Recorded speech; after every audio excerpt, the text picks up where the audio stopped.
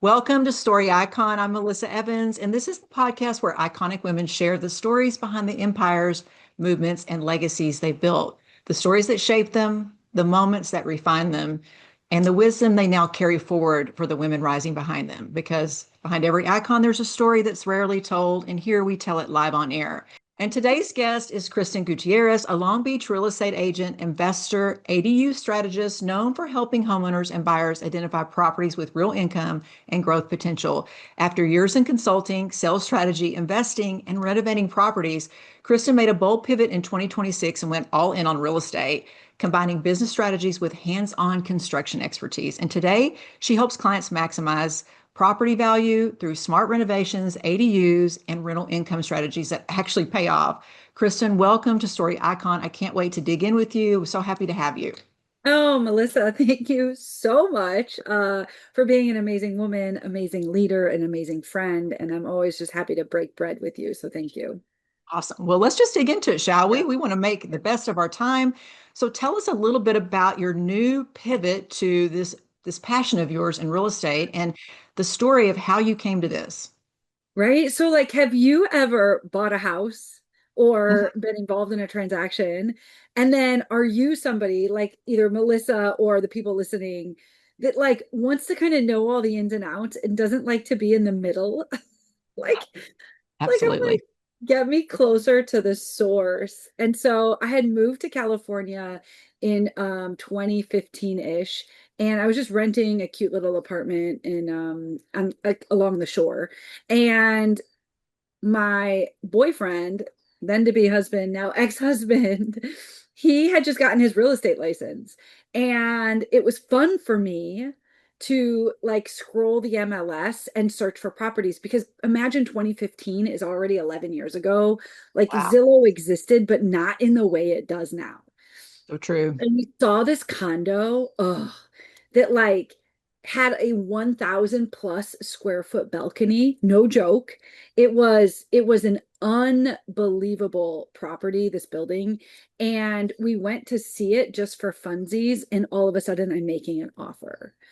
And I find myself wanting to do the negotiations direct. Like I Mm. trusted him. It wasn't a him thing, but I Yeah. just found myself wanting to be as close to the other agent, if not the seller, as possible. And that kind of created a lot of curiosity in me because even a few years before that, I had invested myself and money and time in like Dean Graziosi and other Mm. people who were teaching real estate. So around 2015, my interest peaked as wanting to be my own realtor. And then fast forward a few years later, we got married, had a kid, and it was right when my now 7-year-old was born. I decided to put myself through real estate classes, take the test. I failed it, took it Oh, again, and that's pretty common, but that's okay. it Like that, is. It is. failed it, took the test again, passed it, and I've been an agent ever since. So that's kind of like I just really wanted to get close to it.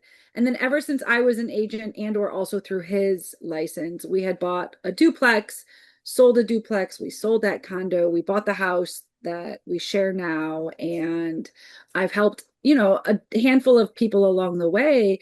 But the cool thing was there isn't just one path to real estate, right? Like I Mm. had invested in myself to learn real estate investing before I had my license. With or without my license, we became Airbnb experts way before it became popular to do Airbnbs. He physically, as a licensed contractor as of like 2017 ish, he helped his parents build their ADU. So we just have been gathering all of this experience. Mm. And then we come to present day, but we can tell more stories, but that's kind of like how it all Wow. came to be. So you have a really unique area of expertise. And can you explain for those that are listening what did you say it was? An Yeah. A, It's an accessory dwelling unit, okay. and these are either built onto property, existing single family home residences, or they're detached. Sometimes you're converting a garage that's attached or detached, and sometimes you're building on the back of a garage, or sometimes you're building a brand new structure in the lot, the current lot. Mm. Now, it just so happens I live in California, and especially in Southern California, we're constantly impacted. I mean, it's a double-edged sword. We're impacted by lots of traffic and parking, but we're also having some people say a housing crisis. Mm. Nonetheless, an ADU is a way for a family who owns a single family residence to add on to their property legally. Maybe it's a one studio, one bedroom, or two bedroom. You can now build up to 1,200 square Wow. feet of extra living space. So think of like a mother-in-law who's coming to visit, like a mother-in-law suite, a granny flat, your family coming from Mm. out of town and they don't want to be at a hotel, or using it for short or long-term rental Well, I income. think that's so interesting, and that's not as common here in Texas where Mm. I live. But it's really interesting because I remember your catchphrase that you were sharing online was like, "Have your property pay for your college," or Yeah, something to that effect. thank you. It's Yeah. yeah, it's very interesting approach, and I think that I mean, how many people in California know about this ADU process, and is it something that you're really passionate about educating more? Mm. Maybe real estate agents on or families on? Yeah, both. Yeah. I would say so. The cool thing about Long Beach, or for better or for worse, depending on who you're talking to, I'm very respectful. I can see both sides of the coin, right? But the reality is, Long Beach as a city is leading the entire state of California in both ADU builds and ADU rules, laws, regulations. And so when they built their ADU a couple years, 20, almost what, 10 almost 10 years ago, 9 years ago, there's like requirements, the setback from the fence, the size, the height, all these regulations and rules were way different when they built it versus now. And Okay. so the percentage of people, that's a good stat I should look up, that know about ADUs, I would say in terms of a typical graph, we're still on the early side of it. Okay. But the reality is Long Beach is leading the charge.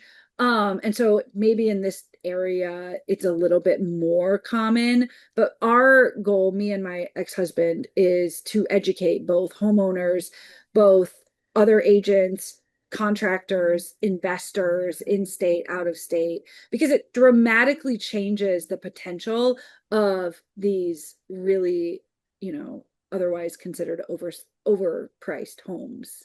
We've Yeah. got a $1.1 million home that's like a 3 bed, 2 bath house, right? Like Mhm. in other parts of the country, that doesn't make sense. Yeah, that makes sense. And what I love about your approach is that you're coming from strategy and also the execution side, which makes it a very unique opportunity for people to be able to work with you. So you're not just talking theory, you've lived it and you're able to show them real time how it works. And I love that a lot. And how has understanding renovation, investing, Airbnb properties, and all the wealth of knowledge that you have changed the way you guide clients compared to maybe most traditional real estate agents or other experiences? Yeah, I mean, for me, I know from being a 20-year corporate salesperson and then being a very successful just entrepreneur in general, selling sales consulting and teaching small business owners how to operationalize their business and make more money. Like, I know that people buy from people they know, like, and trust, and who differentiate. So it's kind of like understanding what the market is, understanding where my skill set is. And so in my neighborhood called Los Altos, the ADU strategy is significant, especially from the lens of income, right? Like Mm. they have a college kid renting part of their ADU.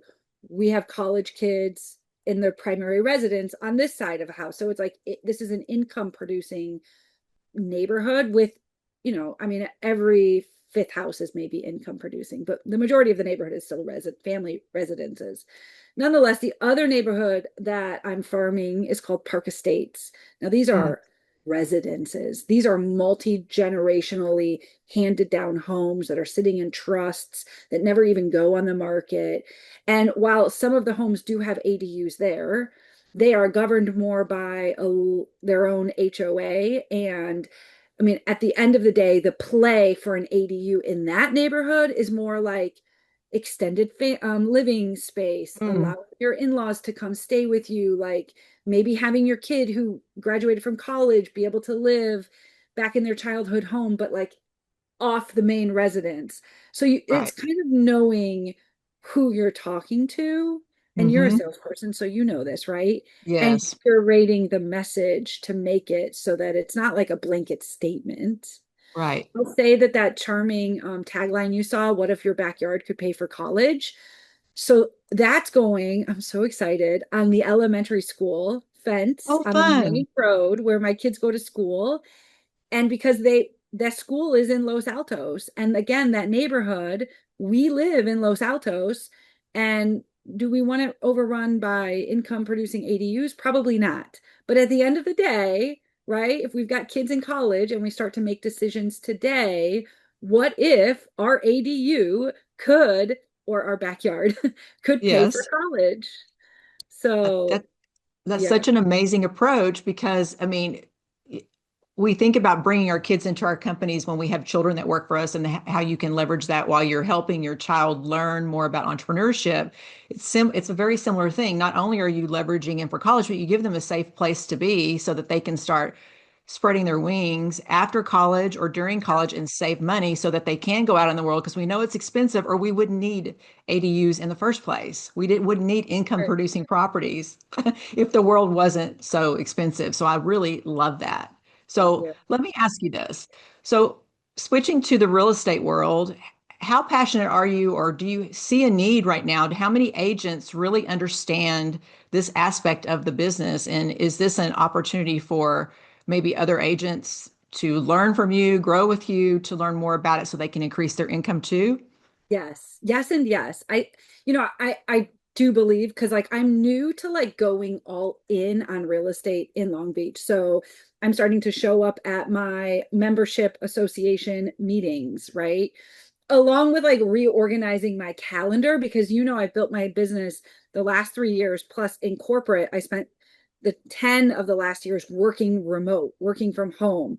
And so now real estate is forcing me out of my bubble, literally. Mhm. And like, it's a very interesting transition that I'm like processing.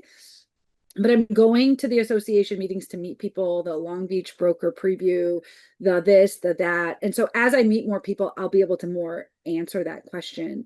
But Yeah. me and my ex-husband, like he's my broker, he's my official on paper broker. He's a licensed real estate broker also. Oh, that's And our neat. hope is to grow an agency, maybe a boutique agency with more agents that work for him and in our brokerage.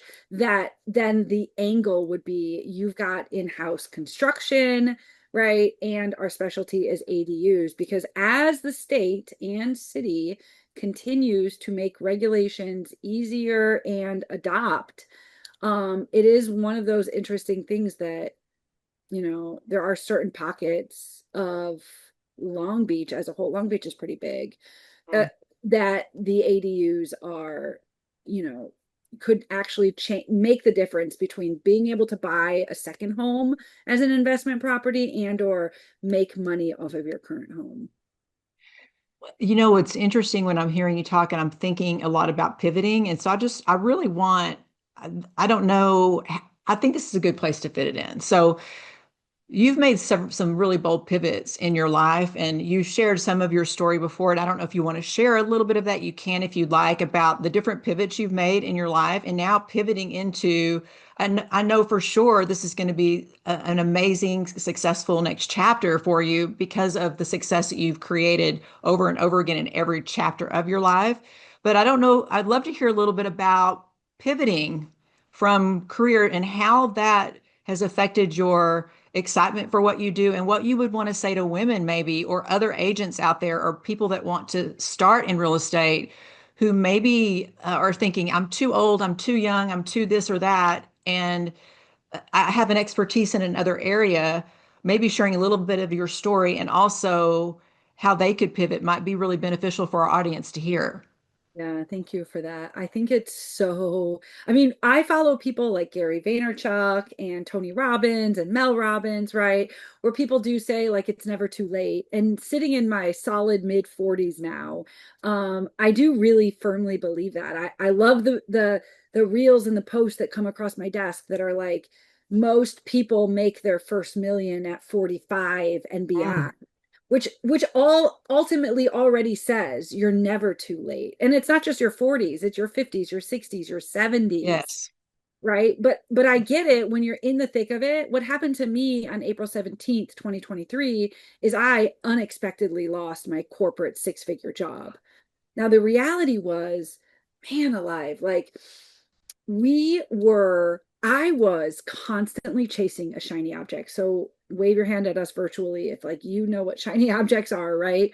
Sometimes it's the little thing. Should I buy the microphone? Should I get the lighting? Or should I just do it with where I am with what I have? And sometimes it's the big things. Should I be a real estate agent? Should I be a Beachbody coach? Should I invest $50,000 I don't have in an Amazon and Walmart drop shipping store? They got shut Right. down before it got started. And no, I didn't get my money back. Oh Like, no. I have always been, much to now my ex-husband's chagrin, like I've always been high risk, high reward, but it's not without internal imposter syndrome and fear. And I do think that that's where the whole best-selling book and framework, Say Yes and Figure It Out, came to be. Because the idea of the four-step framework is decide, take a step, lean in, and celebrate. And if you couple that with the idea that no one else's opinions pay your bills, and we get one shot at this glorious, beautiful life, and it's way too short if we're frustrated, resentful, bitter, angry, unhappy, unsatisfied, unfulfilled. And I never truly knew what people meant when they said, if you love what you do, you'll never work another day in your life, Oh, wow. until I embraced 10 a.m. April 17th, 2023, when I lost my job. I embraced it, and I didn't play the victim. I didn't say, woe is me. I just subconsciously launched myself into massive imperfect action. And by 2 p.m. that day, I won my first client. I'll never forget, a couple weeks after losing my job, people didn't even realize I had lost my job. Wow. Now I've been making like some huge this pivot into real estate, Melissa. I It's not like I sat on it for months, but I No. literally was like, this is a hard left. Like, it, to me, it feels like a hard left. People that met me in like the last 5, they're gonna be like, what? A couple people are gonna be like, okay, cool.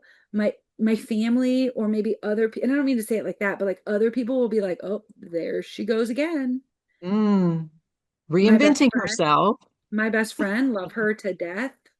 I dare her to listen to this episode. I'll challenge her to listen, but like also came at it. She knew what she was saying, so she backed off a little, but she was like, oh, judgmental is what the Mm. feeling Right. was. And we, if we feel judged by somebody else, that's us, not them. We're Amen to that.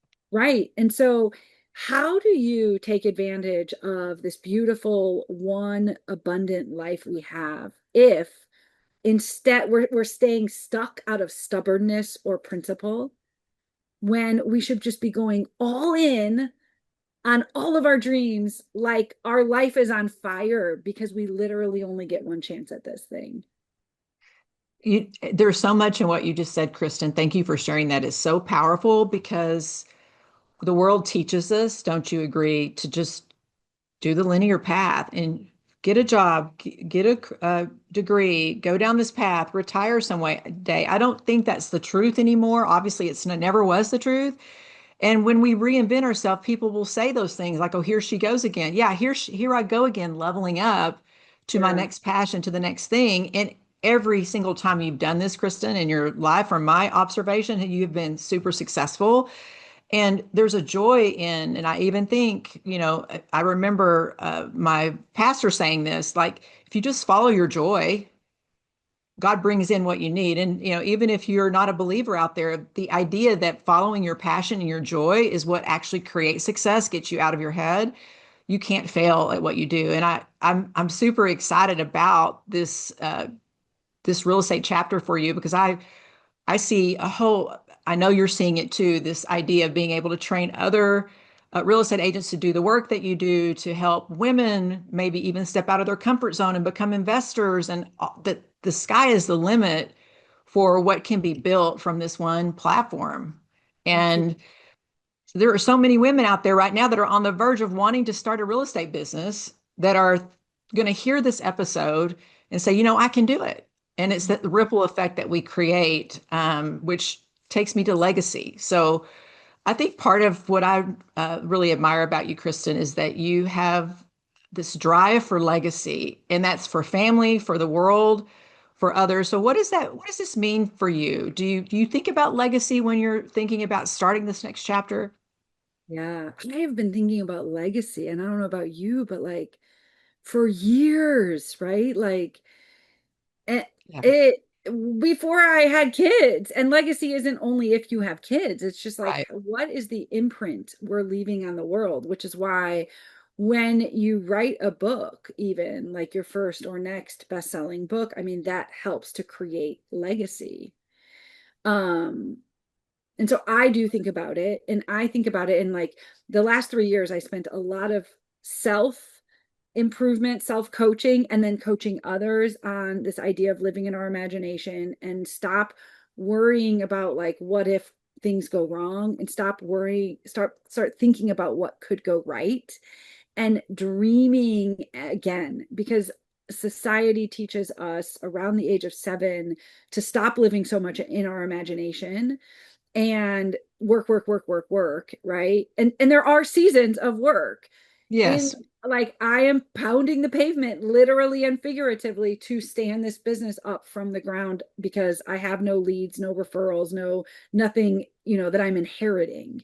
And so that requires work, but it also requires my imagination. Not where can I go spend money I don't have on this, that, the other thing, but like what what can I do that I have learned in my past about running webinars, master classes, in-person things, other things that are going to create the ripple effect, as you said, Mhm. for a legacy to be created and built. And it takes your first yourself in order to create any legacy. It's you standing up for yourself, even if it's the 100th time you've pivoted, no matter what the naysayers who all mean well in your life say, and taking that first step and just deciding, taking a step and then So leading there are in. women out there that are listening right now who probably truly needed to hear that. So if you were leaving it all on the table right now, Kristen, because we're going to pivot to how people can find you, what would you want a new real estate agent or someone who's thinking about renovating their home,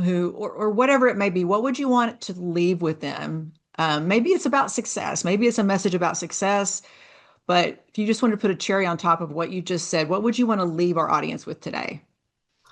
I would say be bold and stay curious.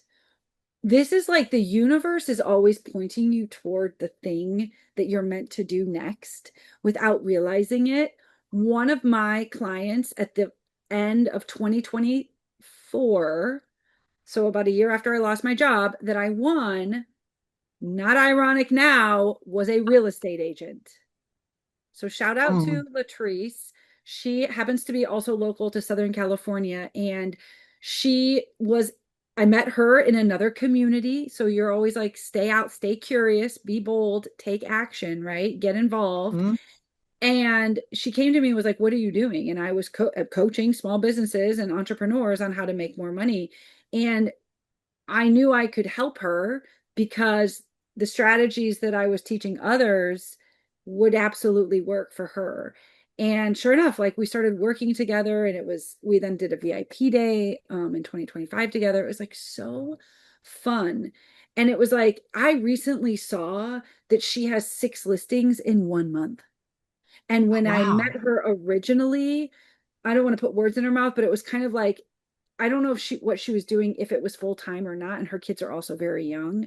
So there's a season, right? But it was like, Right. I'm not doing a lot of listings. And I think she was happy with that. Yeah. And to see that like 3 years later, here she is. She's given herself permission. She has an amazing business. I'm going to shout her business out too. It's called Renovate for Returns. Oh, Right. So it's wonderful. like there's more than enough of more than enough of more than enough to go around. And if you stay curious and if you put yourself in the right networking spaces, physically or virtually, and like listen to podcasts like these, if you're inspired, the first best thing you can do is take one tiny little step. I love that, Kristen. That just happened for us this weekend. Just getting in a room, going to lunch with someone, completely put an opportunity in front of my partner and I that we never would have had. So I totally agree with that. Stay curious. So let's do this because you are just a wealth of knowledge. There's so much we can't cover in an episode this short when Kristen is just an amazing, amazing, successful person in what she does. So Kristen, tell us how we can find you if women want to work with you, learn more about real estate, about ADU opportunities. How can we find you? Yes. Okay, so we have this really fun Instagram channel called Backyard Wealth. So Yay. that's the collaboration with me and my ex-husband. And then the next best place to find me personally is at KristinGutierrez.co. So Okay. co.com. And yeah, I am constantly in my brain wondering multiple things, as I hope you are. Well, I know you are, but like everybody else listening, right? One, how do I stand my real estate business up and get my own 6 to 10 listings a month on repeat with a pipeline longer than I can count, right? And just be so Right. blessed to leave that financial legacy as well as all the other legacy that's a ripple effect of what I've created. And then two, it is whether people join our brokerage or not. Because, like, what if you are in Texas as an agent or somewhere else? How can I take what I've done the last 3 years working really hard to do? I have a 12-month mastermind. And how do I help other agents or other people looking to invest or do this for themselves? Or how do I share my zone of genius, the strategy and the consulting with everyone else? So right now, just find me online and you'll find that I'm very, very, very approachable. And like, Yes. I know you know this, Yes. like, What I love that. I That's what I love about you, always the Kristen. same. Yeah. Thank We you. are going to drop all of the places that you can find Kristen in the show notes so that you will not get lost finding her. And Kristen, this has been such a beautiful conversation. I think what I love most about your story and everything that you're sharing is you're reminding us that it's not about pivoting, it's about reinvention and that it's okay. It doesn't mean you're starting over, it means you're creating another level of success and finally trusting yourself to do that. And I think so many women out there who right now are either in a financial situation or looking to expand their wealth or they're done waiting for permission or ready for that next chapter are really going to be inspired by this episode. So thank you for coming here today, sharing your journey with us, sharing your business with us. I've learned so much. Is there anything that you'd like to close with before we close her down? Yeah, I just thank you so much, Melissa. I mean, I know what you've created is such an incredible, and you too, you're an example of just Thank you. continuously keeping your foot on the pedal, peeling back, going forward, back, forward, right? And it's like, Yes. what is the next best thing for myself, for my legacy, for my family? And that's it. It really does for me boil down to say yes and figure it out. Decide, take a step, lean in and celebrate and learn to sell. I was just on a coaching call this morning with one of my clients and so I'll leave everybody with this. We forget to celebrate the micro moments. Oh, We yeah. think, oh, okay, like I'm getting married or I'm having a baby or I'm getting divorced, right? So, like, I'm celebrating these huge moments and these huge milestones. But what about the fact that I went on a walk this morning? What about the fact Yeah. that I kept an appointment or I called a friend. Like those tiny little moments is actually when the neuroscience proves that dopamine gets released, the feel good chemical, and it keeps us in momentum so that when we don't Mm. feel like doing something else, we can remember to celebrate the things that we have done. So that's what I would leave everybody with is go find one or two tiny little things today worth celebrating and share them. Well, I dropped the mic on that. And thank you again, Kristen, for being here. And thank you guys for joining us on Story Icon. I hope today's conversation reminded you that your story is more than a chapter from your past. It's fuel for your next level. It's time to lead, it's time to leave a legacy, and it's time to tell your story. Until next time, we'll see you then.